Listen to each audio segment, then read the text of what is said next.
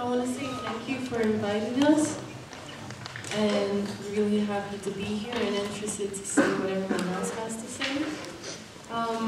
We've put together a presentation of sort of trying to describe our neighborhood and what we've been doing in the Citizens Committee.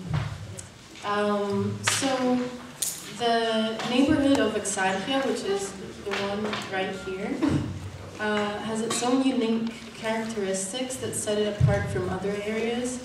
It's located 2 steps away from the commercial and administrative center of Athens, and it has a lot of public buildings, universities, and museums.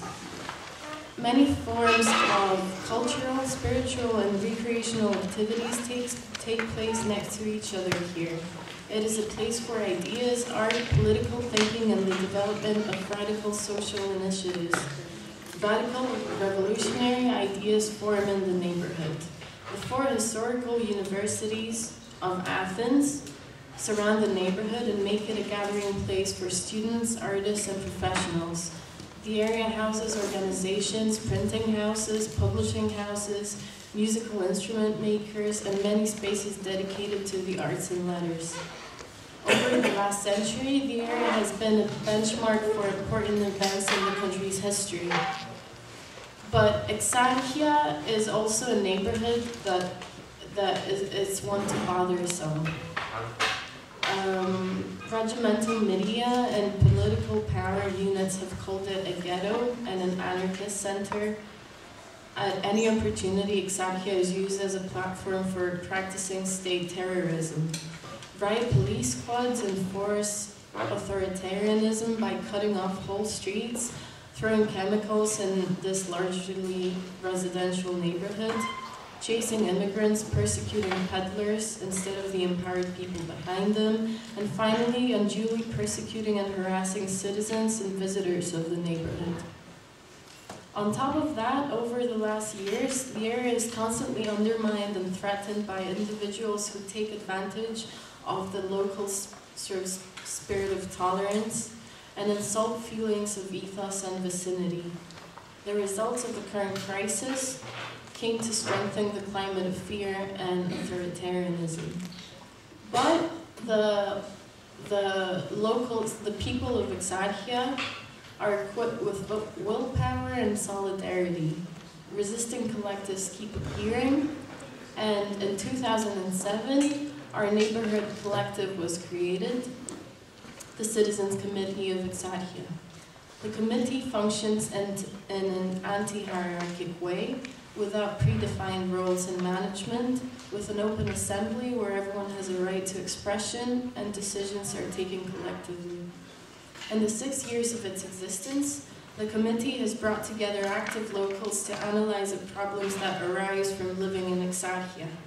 Besides that, it has also carried a lot of events, discussions, and projections, plays, games for children, giveaway bazaars, and more. It supports and participates in movements in support of immigrants, women, homeless, unemployed, and many kinds of diversity in general. The committee's slogans were, "We take the neighborhood into our own hands," and "We go on the streets to defeat fear." They sound better in Greek because they rhyme. The trigger for starting for the beginning of the committee was the neighborhood joining forces to remove cellular communication antennas from buildings around the area.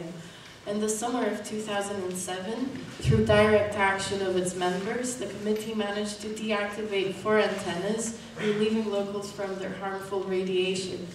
Since then, action has begun towards multiple different issues. These have marked the committee's history as it is now. The improvement of everyday life, answering to the issue of police authority, reusing the Exarcheia Square and Musogiu Street, the removal of drug dealing, violence, and delinquency, the transformation of a parking lot in Navarino Square into a park. I'll talk more about that later. And the creation of a Synchrono, a time bank for exchanging services. We've been dealing with issues like hygiene in one of Athens' most abandoned areas, And recycling in a neighborhood that, besides household material, it could also recycle valuable material wasted by restaurants, bars, and cinemas.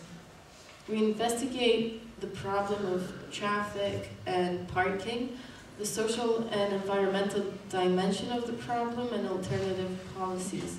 We've put on a large amount of events in free spaces, interventions in pedestrian streets, discussions, informative campaigns, and interventions in the city council, demonstrations with wheelchairs, baby carriages, etc., to show the impossibility of access to pedestrian walks.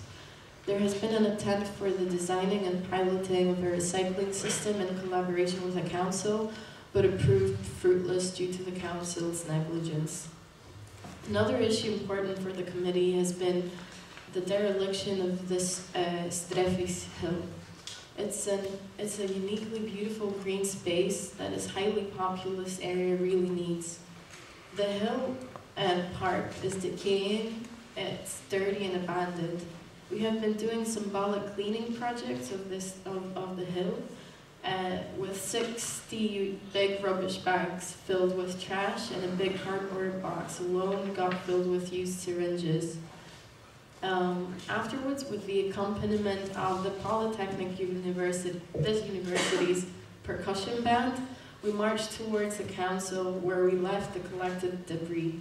In a very similar condition are a lot of pedestrian walks and small parks in the area.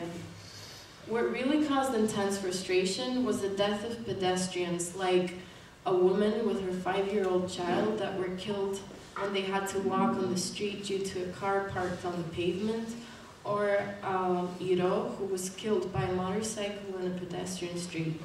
That triggered accumulated frustration, and pedestrian streets were blocked, symbolic prohibited street markings were created, as well as the attempt for an audio mapping of the area.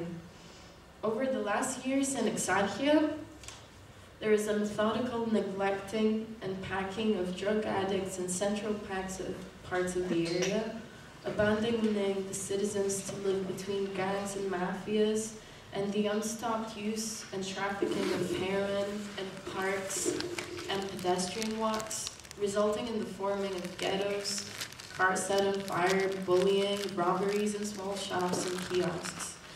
And the police state remains. In spite of continuous demonstrations of disapproval coming from the majority of locals, the police special forces keep stationing themselves and move around various parts of our area, while the practical usage of chemicals continues to happen at every small occasion. A few days after the murder of Alexandros Grigoropoulos by a policeman in Exarcheia, the committee recirculated posters of its base demands for the police's immediate withdrawal. A memorial gathering took place on the spot of the event, as well as a large protest of about 1,000 people outside Exarcheia police station. We get further informed by lawyers about the usage of chemicals and proceed with formal lawsuits. More demonstrations form the square towards neighborhood streets. Members of our committee give press conference about police violence in the area, and many locals give testimonials about their experience of police assault, even in their own houses. We organize a series of events with an aim to reclaim the Exarcheia Square, including theatrical plays, poetry nights, games for children. We also take action to remove drug dealing from the square in cooperation with other collectives. That includes shadow theater, table football tournament, workshops on composting and creating green city roofs, concerts, and a big interventional fiesta in the square, in collaboration with the Navarino Park. So about the park slash parking. So on March the 7th, 2009, the parking owned by the state's technical chamber, which is located on Zodaho Pigis and Navarino corner, ceased to exist, and in its place the Park of Navarino was born. We began the efforts and demonstrations that led to this turnaround on February 21st, 2009. A lot of happenings took place on the ex-parking premises, coupled with a large campaign in order to inform and alert the locals in order for us to work towards reaching a common goal. That was nothing more than for the neighborhood to have a park used by the residents, kids, a place for people to meet and spend time with each other, and also for events to take place. Finally, on March 7, 2009, people, neighbors, families, residents took over the parking premises, and modification work of turning the parking into a park started immediately by the people. We break the asphalt with drills and hammers, unlock the truckfuls of soil, plant trees and flowers, and celebrate. People's participation and dynamic exceeds all expectations, and the park is born.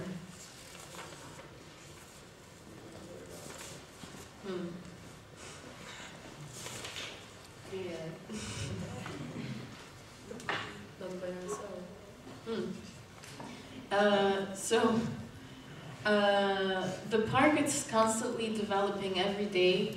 It's a place of creativity, emancipation, and resistance, open to political and cultural, anti-consumerist, and other forms of activities.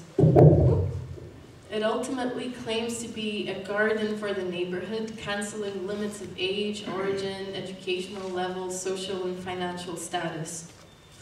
So about the current crisis, the condition of the crisis have affected the committee in various ways.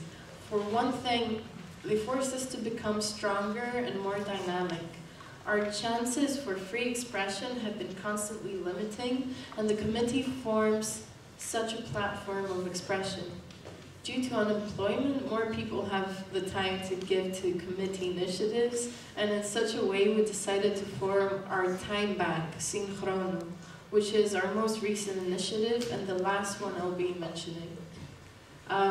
It's a network for exchanging services, and it holds a very important practical role since it can cover basic needs of every household without the mediation of money. At the same time, through this project, we can also discover and develop new skills, and most importantly, communicate with each other and create bonds of solidarity. We've all come to understand that we can only get through by being active together. Our assembly for the Committee and Self-Management Cafe happened in the occupied building of 15 Samadou Street, and in the summertime it moves to the building's garden. So before coming to speak here, we asked ourselves again, why do we spend the time and energy in this initiative, and what do we gain from it? Gaining a better neighborhood is more like the starting point for it, and it's actually not always exactly the case. Maybe it would be more correct to say that we get to know each other better and create bonds with each other. Living in an urban environment with almost non-existent social relations and seclusion of individuals and strong consumerist norm, what we offer in the committee is not just support like we would expect initially. We come to realize that we can start building the road towards living the way we want and start generally existing in a way that suits us better.